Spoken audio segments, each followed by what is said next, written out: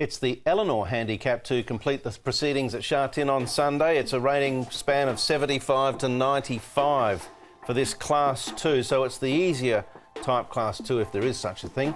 It's still a very high quality race with He's the One for Us leading the weights on a rating of 95. King Opie, Helene leading star, Enjoying, the former Australian galloper, a dual Group 2 winner, arrives on 87 with John Moore, obviously the Derby is his main aim. Star Performance also in that category. Dances with Dragon ran well at the Valley. First up, the Hulk went good too. Easy Go Easy Win then. Happy Fun stretching out to a mile. It'll be interesting to see whether he can run the trip. He's got the light weight. More Than This has looked in super form the last 3 or 4 months, as has Band of Brothers. He's won 4 of his past 5. And Wind Glider, a 4-year-old Kiwi, arrival on 76 with Paul O'Sullivan on debut.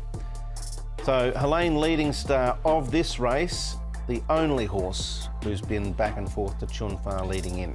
And the speed for the last race over 1,600 metres should be good with Happy Fun up front from gate 2 with a 10-pounder claim with that featherlight weight of 111 pounds. He's the Ones for Us always sits handy. The Hulk's got an awkward draw of barrier number 9. You've got Easy Go Easy Win. Helene leading star led over 1,800 first up, went fairly hard, so I'll be keen to see what they do with him this time round. He's got the trail at the moment in the speed map there. He's the One for Us. He goes nicely here in the morning. He's got to carry the top weight, but he's already had a couple of runs already this season behind Uncle Steve and Golden 60. So 2 strong performers there, and he goes nicely enough here in his track work. Down the back straight, here's one of the first starters in Hong Kong. He's called Enjoying. Blinkers will go on his debut run here in Hong Kong. He's had 2 trials. He's 1175 pounds. Did win over a lot further when he was in Australia, did this horse. And the Hulk, another one who did catch the eye on debut, was a nice run from him when he ran 3rd behind Golden 60 as well. And he goes nicely here in the mornings as well. So not bad from him. No, it's a good race day overall. I mean, it's a strong race, the Sasa Ladies Purse, but the undercard exceptionally strong also, and a lot of debutantes to look closely at.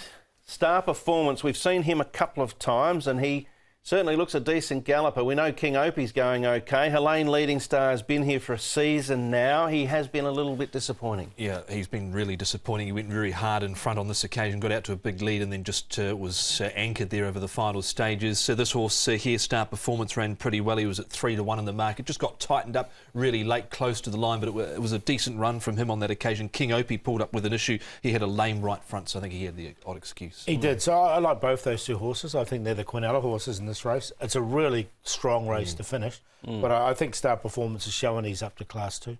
Yep, the Hulk has certainly caught the eye on debut. He's the One for Us. Easy Go, Easy Win.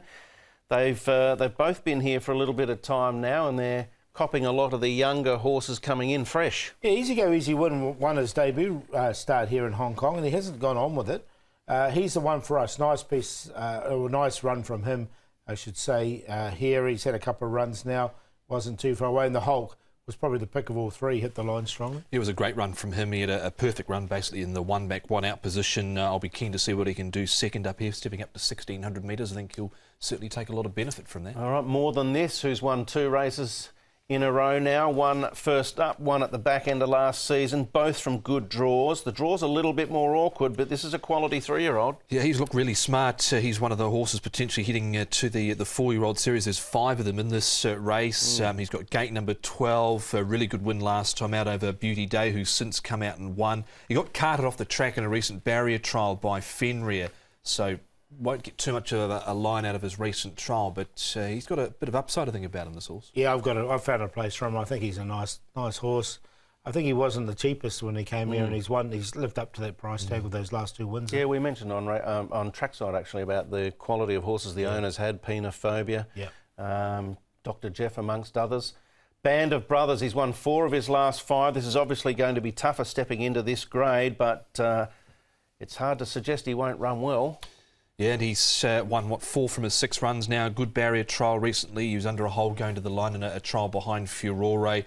He's just been really good in what he's done so far. He's had this 1 run first up. He's coming into the second up. His second up fresh record is good. You can see he got in a real tussle there with War Room over the final stages. He lifted hard. Alexi Bedell will ride. I think he's a big player in the last. Yeah, definitely. He's a big chance. He's just drawn awkward, and he just doesn't map that well. What type of price do you think we're going to get about him, Paul?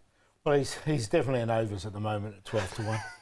Okay, let's go to Zach Purton now and hear what he has to say about Enjoying, who arrives on a high rating of 87. Enjoying, Zach, comes here with quite big raps from Australia, known as Global Exchange there. You rode him in his most recent trial. What sort of feel did he give you?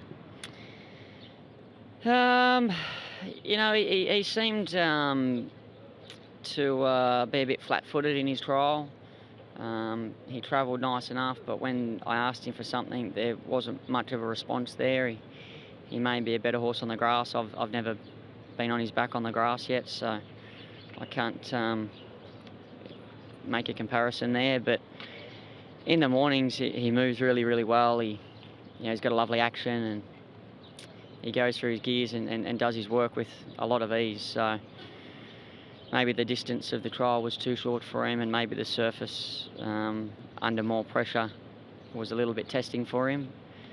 He comes here with a nice profile, and hopefully he can run well. John Moore, his trainer, has said that at this stage he'd be the top seed for him from his stable for the Derby. Does he give you the feel of a horse of that sort of quality? Well, he certainly moves well and works well in the mornings, but doing it in the morning is one thing. They need to do it on race day, and we're going to find out whether he's going to be up to it or not. So you're going into the race with a pretty open mind by the sounds of things? I'm not sure what to expect, to be honest. Yeah. What about Band of Brothers? Does he give you the feel of a horse that could win in Class 2 based on your experience with him? Yeah, of course. He's a relatively lightly raced horse. He's progressed very nicely through the grades. And he seems to wait for the other horses a little bit, so the handicapper hasn't been able to slam him at any stage. He just keeps coming up, bit by bit. And he gets in with a lightweight. He's already had the run, so it'd be a definite chance. All right, good work there from Ed Sadler and Zach Purton on those two horses. Interesting interview. Interesting race overall. Tom mentioned about stirring the pot. The Derby pot is there, and all of this new ingredients is getting thrown in there tomorrow with a lot of interesting horses. Yeah, 5 potentially going to the 4-year-old series here, with one of them being a 3-year-old at the moment, more than this being a Northern Hemisphere. All right, we're getting the wind up. We need the tips, Paul. Yeah, Star Performance, one of those 4-year-olds. I do like him. I think he's up to this grade, and looks like a perfect race for him. And for second, King Opie had excuses last time. And then the two other 4-year-olds, More Than This and Band of Brothers, 5, 2, 10, 12. On top for me in the last is horse 12, Band of Brothers, for Alexi Bedell. On top, number 12, he's on top to beat the 5, and that is Star Performance. More Than This goes in number 10 and 1. He's the one for us, so 12, 5, 10 and 1. Yep, so Northern Hemisphere bred More Than This. He'll be 4 at the end of the calendar year. I went with the 12 on top, but it's a really good race. There's a lot to come out of that, I think, no doubt. Now, stats for the card. Paul. Dennis Schum, I was going to say, and Zach Purton, they team up really well. 35 runners, 10 wins, 5 seconds and 4 thirds there for a 29% win rate. So once they team up, and I think the first starter, Lucky Moore, looks really well placed in race number 2 to win for that combination. So I see the stats. Right. Yeah, pretty decent rap on him, Lucky Moore, no doubt. Now the best bets. For me, I'm going to go with Majestic Conqueror. Nice early race there, race number 3. I think he can go to the front, Catch Me If You Can, and they can't. So that's the best. And the long shot in race 9, Smiling Pride. He's a really good fresh horse. He trialled really nicely, and I think he's ready to run a really big race at 14 odd to 1. So he's the long shot. And the play of the day is a 1, 2, 3 in race number 3. Righto, my best comes up in the 4th on the program, General's Delight. First up here, Douglas White and Chad Schofield to buck the PP trend. First up here in Hong Kong, so he's on top. The long shot, if he pays 8, so I'll be happy. Race 10, number 12, Band of Brothers. What's the play, Tom? The play will go with Fat Turtle as the banker in a trio with California Whip, Raging Storm, Thanks Forever and Sunset Watch. My best is race 8, number 6, Pickin. I think second up from a good barrier, he should be right in the finish. There's an each-way price about him at the moment, and break record, 5.11. I really like the way he dashed in that last 300 metres, and I'd expect him to be right in it if there's a strong tempo.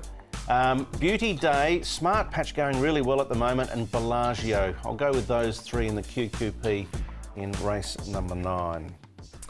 All right, so that is our preview for Sasa Ladies Purse Day. Should be a cracking afternoon. There should be some really nice horses going around. The hype horses, the likes of Enjoying, going around in the last, earlier on with the fourth race on the program. General's Delight, he looks to be a big chance in that race as well. So some interesting horses, and Time Warp Exultant going around in the feature. Yeah, plenty to look excited about, Paul. Definitely this. I know you're a bit of a fashion hound there, Brett, so I know you look forward to the fashions, and that's the entertainment off the track, but on the track it's good as well. I'll have my 10x70s focused not only on the horses, I can assure you of that. Let's say good night and see you at the track. Good night. Good night.